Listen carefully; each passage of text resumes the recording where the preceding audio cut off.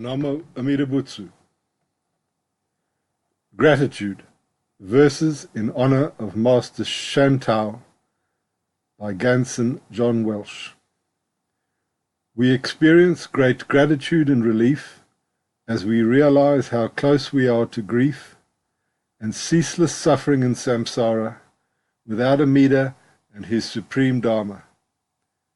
Now is the time and hour that we discover that we are bereft of any power, so-called worldly wisdom, wealth, or physical health, as our increasingly burdensome body betrays and abandons us, leaving us no way to escape the inevitable conclusion that we are helpless beings of ignorance and delusion, powerless to prevent our drowning in the remorselessly rising tide of our evil karma, caused by our negative thoughts, words, and deeds, and our ego's desire to follow false prophets and creeds that will inescapably bring about further rebirth and suffering in another realm, in unenlightened samsara, even worse than this saha world where we currently dwell, which is for many a living hell, bereft of the presence of a Buddha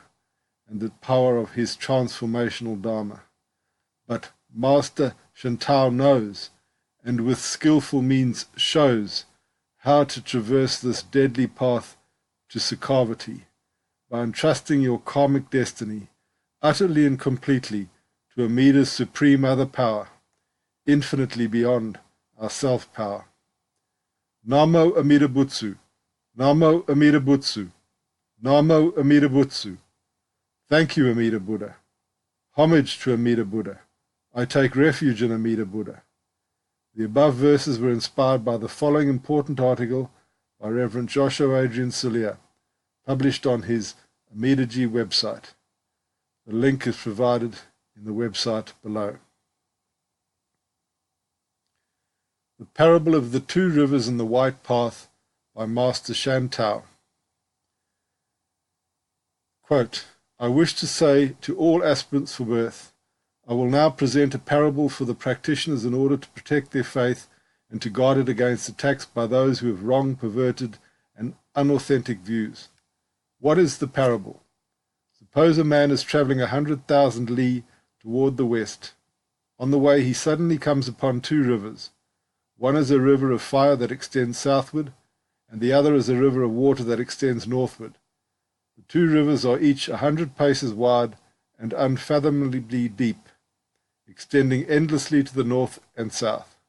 Where they meet, there is a white path 4 or 5 inches wide. This path is 100 paces long from the east bank to the west.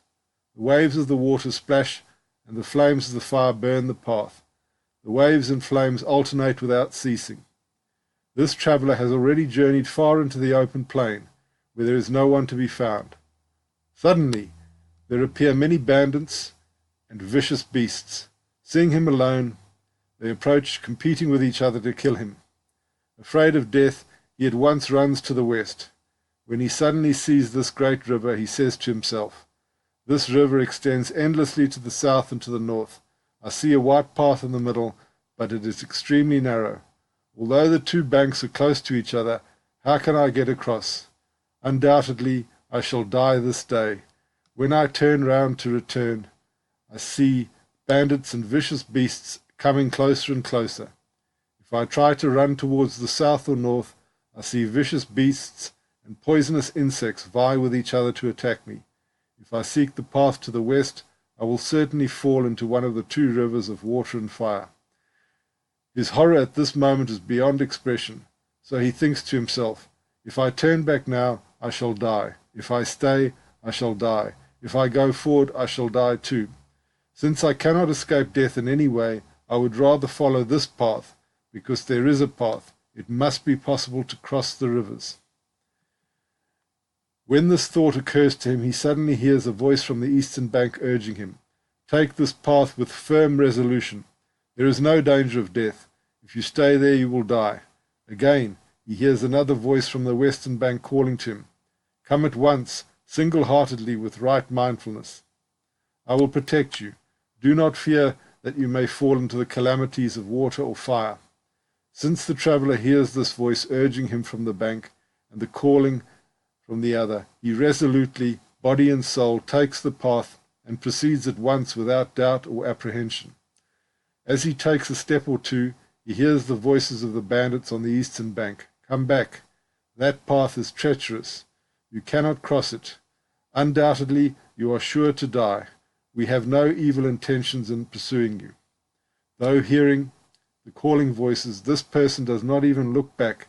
As he proceeds straight on this path with singleness of heart, he in no time reaches the western bank and is now free from all dangers.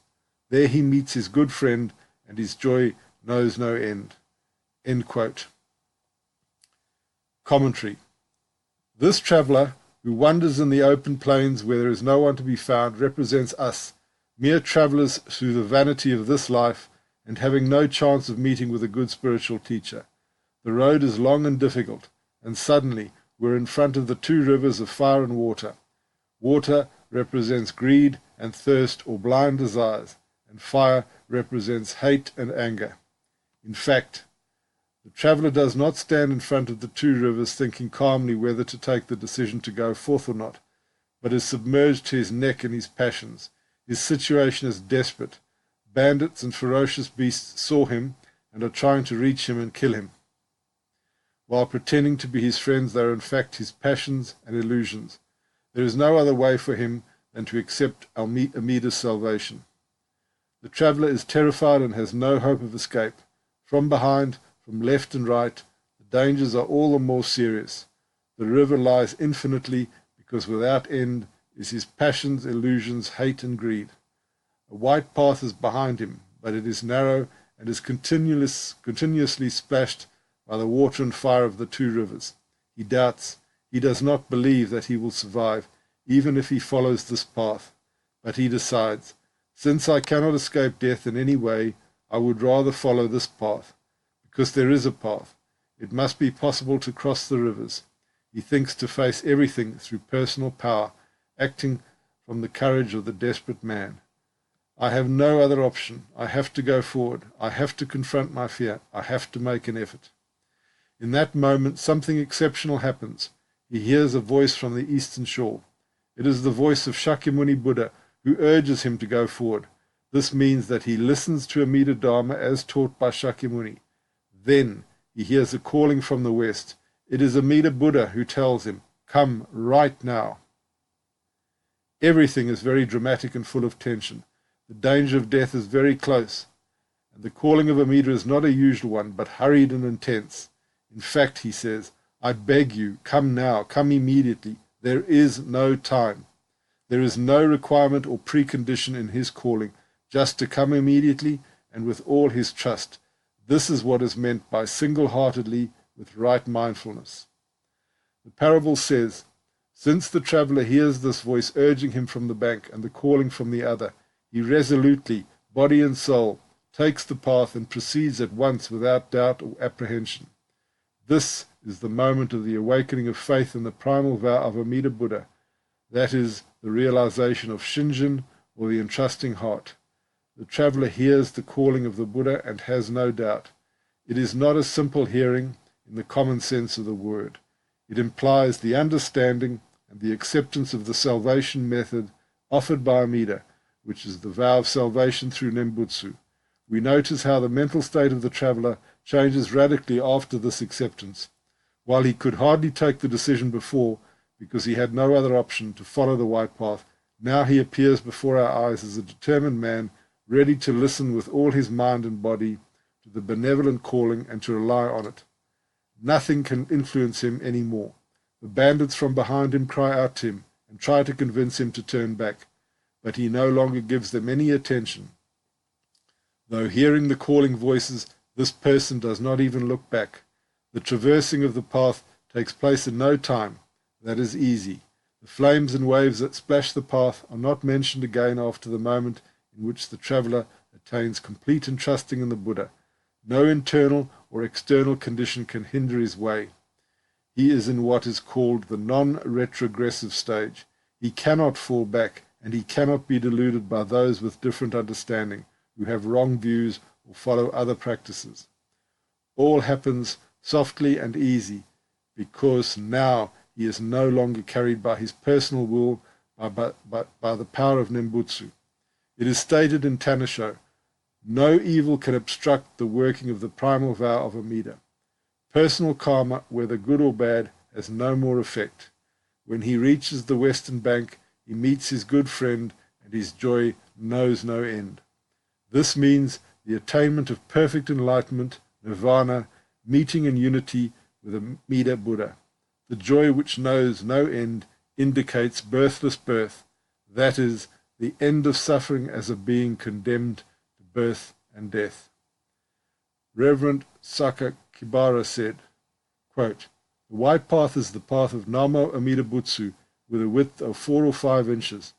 This apparently narrow and fragile path was laid by Amida from that shore of enlightenment to this shore of illusion. I often say to people that Amida actually labored to make this path by himself, hammering piles into the ground and carrying rocks and dirt. And furthermore, he is loudly calling on us to come. So when we begin to say Namo Amida Butsu, we are already on the path laid by Amida. All that is left to us is to become aware of this. Instead of always looking down at our feet, we should look forward. Then we will be sure to go over to that shore thanks to Amida's power. That path is already laid down for us. Everything has already been taken care of, with Amida footing the bill. I just mentioned that Amida carried the rocks and dirt himself to build the white path. However, our bono or blind passions are not the material for the path, but the condition for building it. Without bono, we would not need the Nembutsu. Namo Amida Butsu.